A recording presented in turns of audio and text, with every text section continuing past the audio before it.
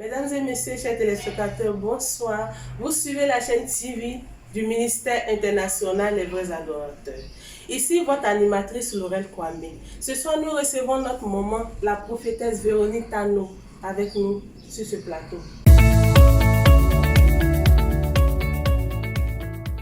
Le thème du jour, c'est comment servir Dieu étant jeune. Bonsoir, maman. Bonsoir. Ça va?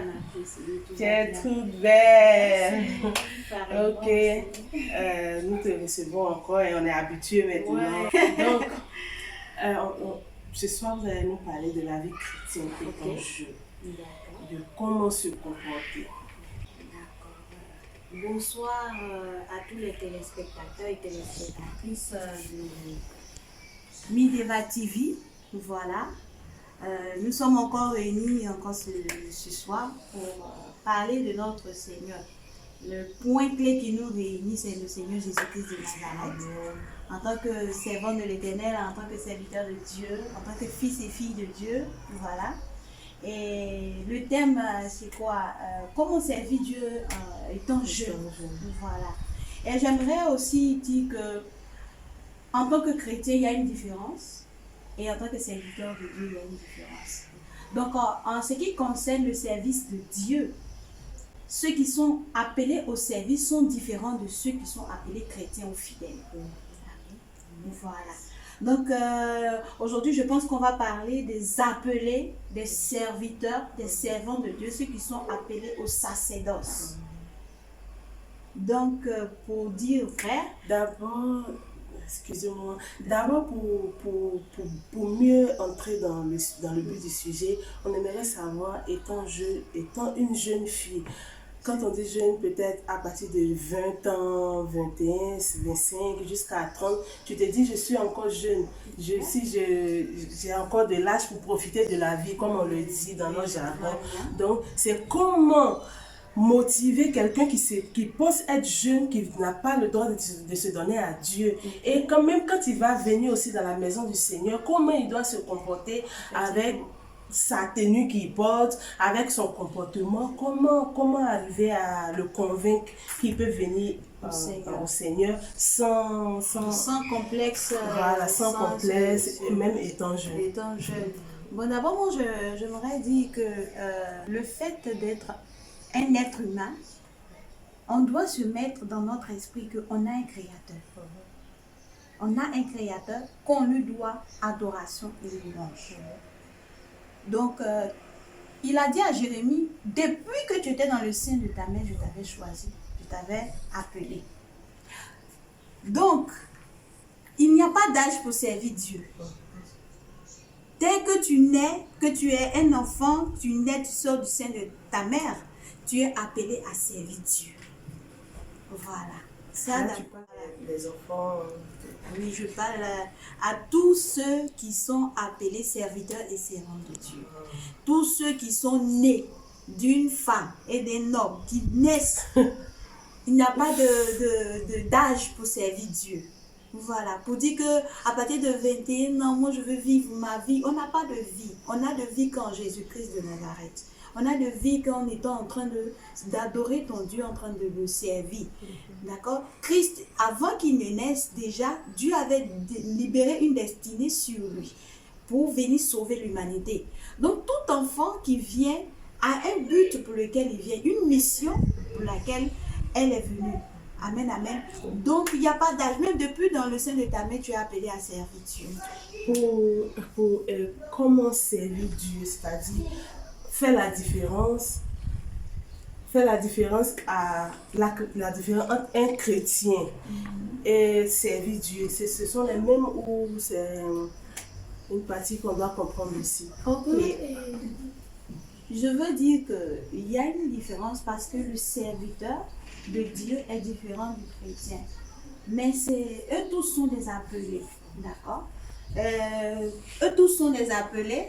Mais parmi ces appelés-là, il y a des responsabilités spécifiques que le Seigneur donne à chacun d'entre nous. D'accord? Et c'est ça qui fait la différence. Voilà. Si tout le monde est serviteur, tout le monde est chrétien, mais dans ce lot-là, il y a des personnes que le Seigneur choisit personnellement pour conduire d'autres personnes. Comment savoir si tu es un appelé de Dieu? Comment le savoir? Parce que quand on dit un appelé de Dieu, on veut comprendre comment savoir si tu es un appelé de Dieu et comment savoir se comporter aussi en tant qu'un appelé de Dieu. En tant qu'un appelé de Dieu. D'accord. Je vais dire quoi d'abord? Dans le livre de Matthieu 22, voilà, à partir du verset 15, là-bas, du début, Jésus va parler en parabole aux pharisiens qui venaient l'embêter beaucoup. Il leur parlait en parabole par rapport à un roi qui a, comment je peux dire ça, qui a organisé les noces de son fils et qui a envoyé ses serviteurs aller appeler, les invités, ceux qui étaient préparés, prédestinés à être là. Et chacun a dit que non, qu'ils ont leurs préoccupations, d'autres battaient dans leur champ, d'autres faisaient ce qui leur était important et ils ne sont pas partis. Et il y a d'autres même qui ont tué, même les envoyés, les serviteurs qui sont venus, ils les ont tués. Et le roi s'est fâché. Il a aussi envoyé des autres, des personnes, bon, aussi pour tuer ces personnes-là. Et il a envoyé encore d'autres serviteurs aller appeler tout le monde. Et comment le savoir? Voilà. Comment savoir que tu es appelé? C'est ce que je viens de dire tout à l'heure. Dès que tu nais sur cette terre des hommes-là, tu es appelé de Dieu. Parce que Dieu nous a créés à son image. Et quand Dieu te crée à son image, il y a la part de Dieu en toi qui doit ressortir pour aller adorer ton Dieu. C'est un appel. Le fait même d'aller adorer Dieu, d'aller à l'église, de chercher à connaître Dieu, c'est un appel d'abord.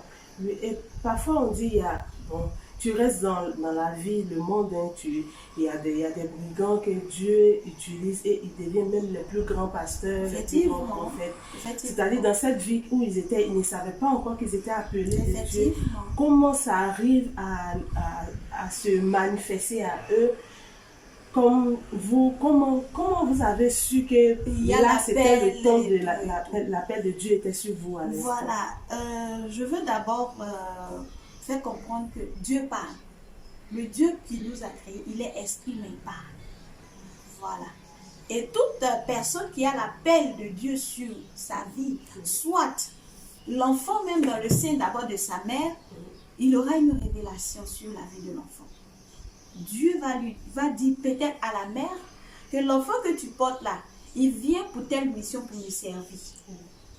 Comme dans le livre de Juge 13, avant que Samson ne naisse, il y a un ange qui a apparu à la mère de Samson qui était stérile. La Bible nous dit que le peuple d'Israël avait péché et Dieu les avait encore livrés entre les mains des Philistins. Donc il fallait envoyer un sauveur pour venir sauver le peuple d'Israël de la main des Philistins. Et Dieu a annoncé d'abord la venue de l'enfant à sa mère et il a donné des interdits. Donc, pour reconnaître l'appel de quelqu'un, forcé, Dieu va parler. Un ange va parler. Un homme de Dieu va parler. Ou tu vas faire un songe dans lequel Dieu va te dire, je vais te donner un enfant, mais voilà ce que l'enfant va venir faire. Donc, quand l'enfant naît, il peut y avoir les circonstances de la vie, les amitiés, des adorations qui font que l'enfant perd le chemin. Il peut se retrouver en train de vivre une vie qui n'est pas sa vie. Mais comme Dieu auparavant a mis sa main sur l'enfant, même s'il est brigand, il est voleur, il est voyou, arrivé à un moment de la vie, le Seigneur le rattrape. Donc, maman, quel conseil vous avez à donner à la jeunesse? Merci beaucoup. D'abord, pour l'émission, pour tout. Le conseil que moi j'ai à donner à la jeunesse, je veux dire à la jeunesse qui n'ait pas peur de servir Dieu, qui n'ait pas peur de s'engager pour les choses de Dieu, qui n'ait pas peur de dire oh non, parce que je vais servir Dieu, je ne vais plus vivre ma vie, je ne peux plus sortir, je serai privée peut-être de ma jeunesse. Non, l'église n'est pas une prison. Ne t'empêche pas de vivre ta vie. Au contraire, Jésus même a servi à 30 ans. 30 ans, il était très jeune. Donc, à son époque même, on pourrait dire que c'est un enfant. Parce que là, encore, l'homme pouvait aller jusqu'à 100 ans, 200 ans avant de mourir. Mais il était très, très jeune et il a servi Dieu. Donc, j'encourage la jeunesse à servir Dieu. Parce qu'on est dans les derniers temps. Et on sent même dans les actualités, dans tout ce qu'on voit sur les médias, sur les réseaux sociaux, que la fin est proche. Mais que Dieu ne vienne pas te trouver hors de sa maison. Il dit, que la jeunesse se réjouit. Réjouis-toi au jour de ta jeunesse, mais n'oublie pas que à la fin, il y a un jugement qui est là. Le jugement dernier nous attend tous. Et Dieu va nous demander des comptes. Que tu sois jeune, que tu sois vieux, Dieu te demandera des comptes. Donc, moi, j'appelle la jeunesse à se lever pour servir Dieu. Parce que sans Dieu, on n'est rien. Sans Jésus, on n'est rien. Chacun va répondre de ses actes devant du Seigneur. Alors, nous sommes tous invités à servir Dieu, à prendre part aux choses du Seigneur. Que Dieu nous bénisse encore. Et merci de m'avoir invité encore sur votre plateau. Merci, maman. Merci d'être là. Merci d'être toujours avec nous pour nous donner des vrais conseils, pour nous édifier dans la maison du Seigneur. Ça m'a fait du bien. Je serai toujours là lorsque vous aurez besoin de moi. N'hésitez pas. Voilà. Que Dieu vous bénisse. Merci de nous avoir suivis sur la chaîne Mideva TV. Vous pouvez nous contacter sur le numéro affiché sur l'écran. N'hésitez pas de vous abonner, partager, liker et commenter. À la prochaine. Le jour Dieu va me bénir là. Le jour Dieu va me bénir là. C'est un zouzou wawa. Le jour Dieu va me bénir oh.